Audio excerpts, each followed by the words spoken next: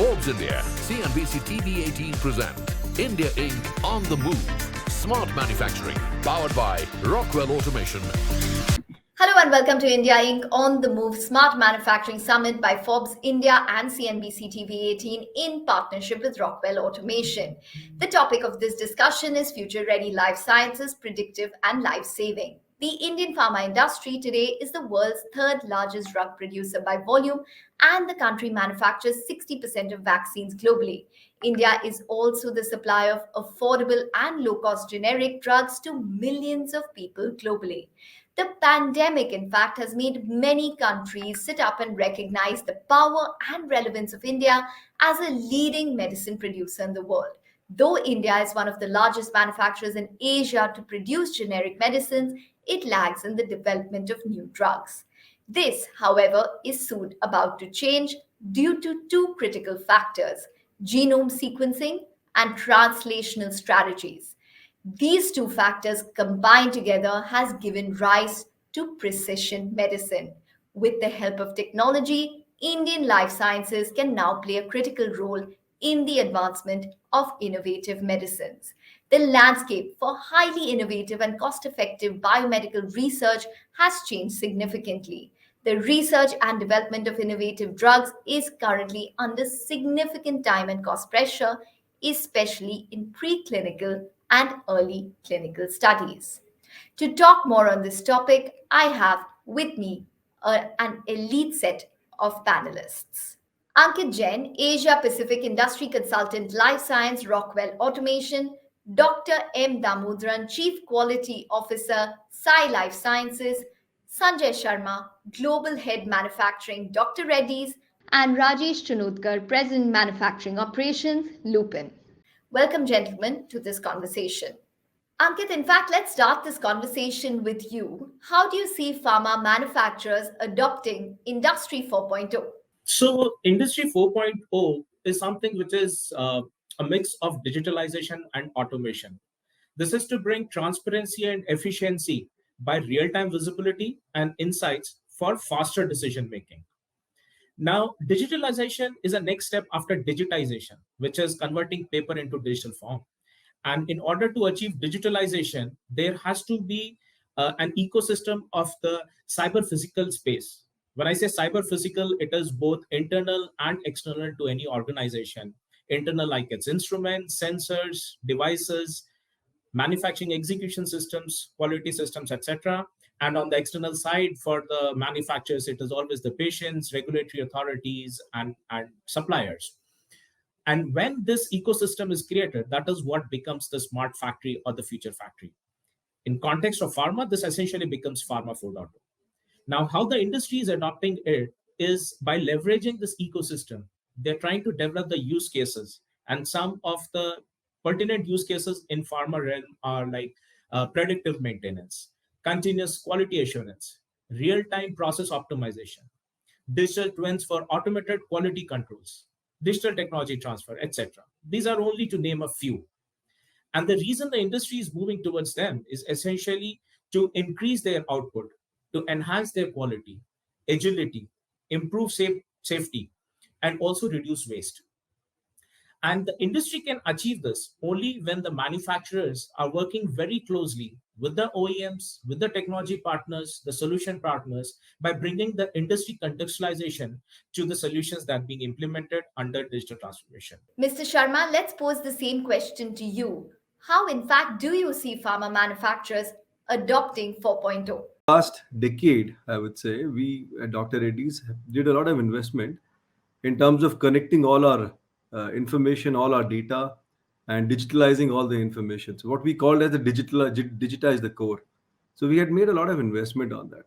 So we could use a lot of use cases on top of that to create some success stories out of that. And once we saw success out of that, we went for a big bang at our largest facility in Hyderabad, and we coined it Ops Next. And we used close to about 40 Industry 4.0 use cases from 6 technologies on Industry 4.0. And we've seen significant improvement. In fact, that's now going to be our biggest lever in terms of transitioning from where we are to being the most productive in the world. All right, Dr. Damodran, your opinion on this? Started the journey of the paperless in the year 2014, and we have achieved almost 90% of the all our research and development, manufacturing, and supply chain, and completely in the automation. So what we have done basically in research and development, A-based drug discovery processes, and predictability on the drug design actually, and as well as actually on the in vitro studies. And in drugs discovery, we have used a lot of the softwares actually to find out appropriate designing, and like Skype and studio, actually discovery studios and all. In drug metabolism and pharmacokinetics, we have gas plus in scale up in the pharma manufacturing, like robotic automation, we have done it, QBD studies with the software, so particle engineering, continuous manufacturing, we have applied. All softwares are individual softwares. We integrated this softwares into one platform, and from the individual softwares brought it to the single platform, and started working on the predictability analytics, as Ankit mentioned, actually the preventive maintenance, from the quality management system, the electronic systems, the comprehensive assessment of the failures assessments have been done, and the deviation management, so that actually we can reduce those analysis actually has helped us to reduce the failures in drug manufacturing process. Your opinion on this? Industry 4 revolution started few years back. Pharma industry, and particularly Indian pharma industry, were slow to react.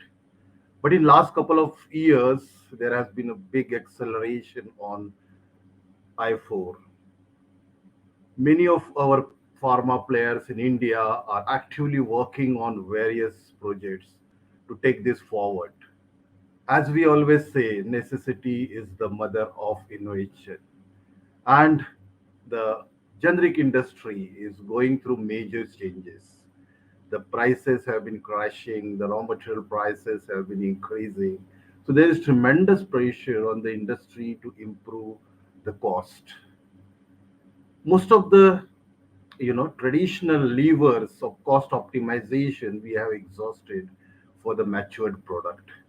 That's why the industry is looking at this revolution and the digitalization to have more avenues for the cost improvement. That point is taken. So, a couple of key points. The fact that there is a move towards being paperless and digitization is some of the key points when it comes to Pharma 4.0. But, Mr. Sharma, I wanted to come in on this particular question to you. How can the facility of the future, in fact, propel India to be a global player when it comes to life sciences?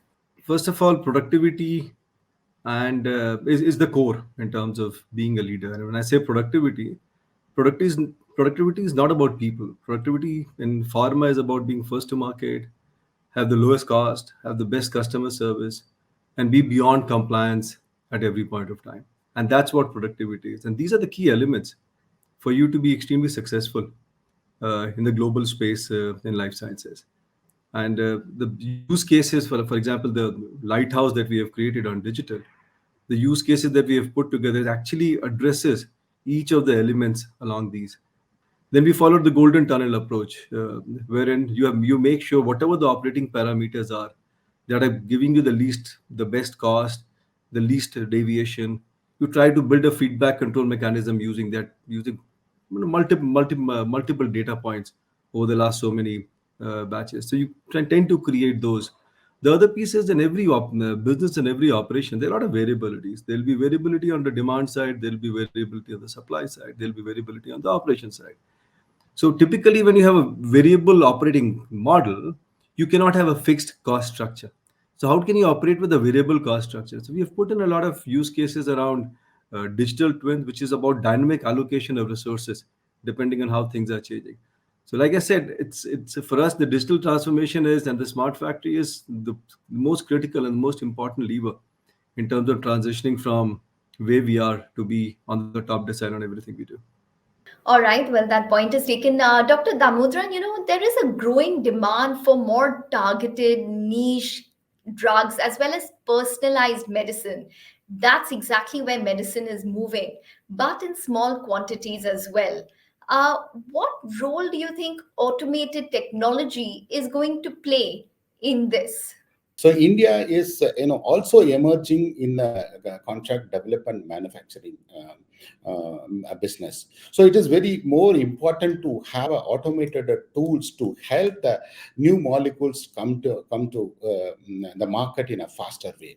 So in R&D, the AI model for drug discovery is helping us to bring the predicting drug protein interactions, as well as predict physiochemical properties, and as well as predicting bioactivity. So this in the basic research, normally it takes 3 years to do. Actually, by doing this AI, it is taking actually maybe an hour, 1 year to 1.5 years to this one.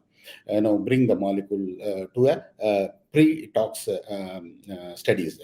A lot of organizations like Glaxo, Pfizer, Roche, AbbVie, GSK, Amgen, and Gilead, all using various tools.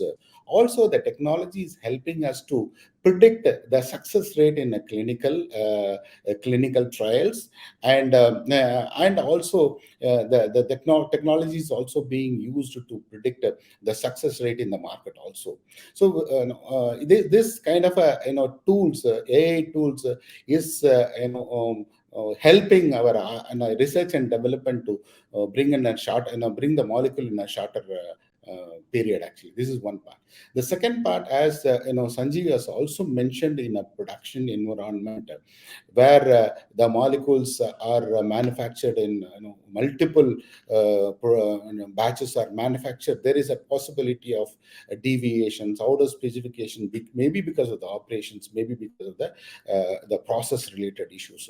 Those predictive analysis all being done in a appropriate manner, so that actually we can avoid the failures and bring the molecule into a market in a faster way. So and as well as actually cost, reducing the cost. Well, interesting insights there. But Mr. Sharma, the other trend that we've seen is a rapid change in raw material availability. It's been volatile when it comes to raw material procurement in the past couple of months. Supply chain disruption, which we saw quite significantly during COVID, as well as some time ago. How do you think adopting digital technologies would help manufacturers meet customer demand on time, especially in a critical industry such as pharmaceuticals? Mr. Sharma. It's extremely important as a part of your business continuity planning to have adequate connect with various suppliers all across the globe, and which is why it's very very important. And we typically, every pharma company does have the network. It's a very very physical, very very manual intensive network, and in these times it's extremely important that you are connected with them on a real time basis. So what we have done is, as a part of our procure to pay digitalization, we have digitally connected most of our suppliers. I would say we've completed large part of suppliers in India. Will now be taking it globally. So by doing this in terms of your queries, in terms of asking and getting a response from them, it becomes a real time process.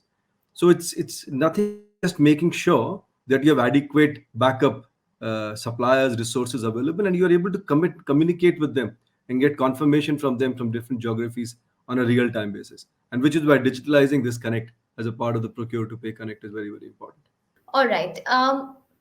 Mr. Jain, coming to you now, for the life science industry, one critical factor is that there can be absolutely zero compromise when it comes to compliance, cost, quality, as well as asset utilization. Tell us, how can digital solutions help in all of these parameters? How can it be taken care of? So when we typically work with our customers, we recommend them to apply comprehensive capability with narrow application focus.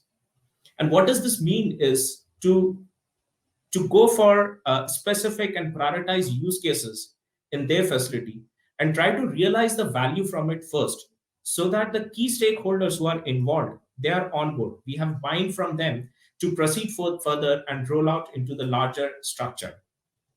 Now, this will essentially help them minimize the impact of the existing ways of working, at the same time ensuring that everyone is on board for this kind of a transformation.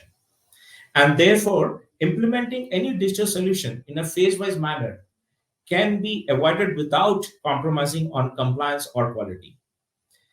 Now, this can be achieved with the right partners who can bring in the required skill set in a single package, which helps them in taking this transformation journey from consulting to implementation to services. Well, the other issue which is highly spoken about when it comes to, adopting 4.0 is cybersecurity. How does one approach cybersecurity within organizations where there are complex structures, there are connected devices, there are different capabilities of these connected devices, software and operating systems, and critical functions? And especially, again, industry which is as critical as pharmaceuticals. The cybersecurity in complex organization need multiple prong approaches.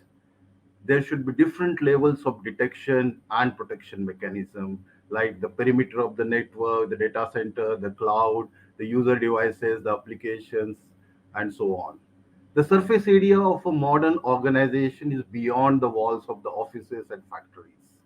We have the scenarios like the work from home, people using their personal devices, to get the shop floor data. We have the IoT devices for the customers, in their workplaces to get and fetch our data. So we have all these complexities which is happening. But most of the time, what happens that the instruments and machines, the operating systems are really old, and as far as the security systems are considered, they are very modern. So to have this update is always difficult, and that's where we need to have importance is how do we have the latest patches from this machine suppliers to update their applications. While there are different solutions available for different levels, the weakest link is always the people who operate the system. This vulnerability is exploited by the attackers through phishing, through vishing. The data from the different levels need to be correlated in the security information and event management platform, so that the quick isolation of the specific network or the specific application is immediately done.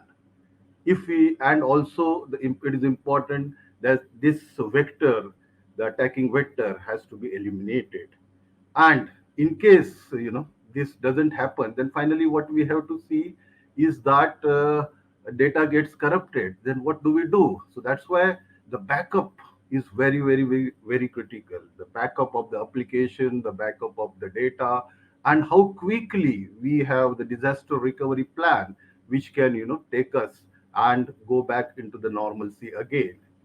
But during this time, it is very important that we have a business continuity plan. What is going to happen is that when these things are happening, the disaster recovery is happening, how do I dispatch my material, how do I invoice to my customer, how do I continue my production, how do I do my analysis? And that's what the business recovery plan will decide. So in short, I will say that the disaster recovery plan, the business continuity plan, and the protection and detections are very, very important in case of cyber attack. Just quickly, Dr. Damodran, do you see regulatory compliances as a barrier or an accelerator, according to you? Pharmaceuticals is the most highly regulated industry. By adopting the paperless technology in various areas, in all the areas, it is really helping us to accelerate our drug discovery processes today. So the regulatory compliance, in the digitalization through a part 11 compliance, by the various agencies and the European agencies is definitely not it's not reducing the timeline, or it is hindering any processes. It is really helping us. Also, regulators also started doing audits in a remote way. So the paperless process is really helping us getting the faster approval from the regulators. Now, due to the pandemic, they have not traveled for 2 years, but however, the approvals are happening because of this, adoption of the technology, digitalization. Definitely, in my opinion, the digitalization, automation, adopting the paperless technology is helping. Is definitely not a hindrance to that, and the compliance by the regulators is also helping. Before we wrap up this conversation, wanted your thoughts as well. As I mentioned earlier, that digital transformation itself is bringing the change in the rules of the game that is being played today. And as per one of the PwC reports, more than 60% of the executives today believe that this will be a key in driving growth in 2022. Now, when we talk about regulatory compliance around it, the challenges are known.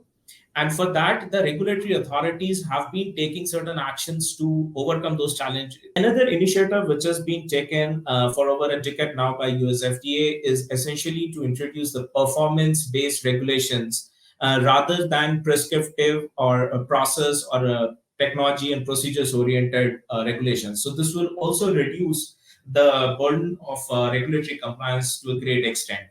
Now, when we put all these scenarios into one frame, what we see is that Industry 4.0 / digital transformation is all about enhancing the speed of not only getting the drugs out in the market faster, but with the right compliance and the right quality.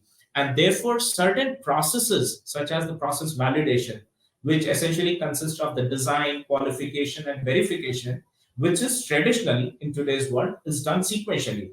And with Industry 4.0 being implemented, this can actually be done simultaneously.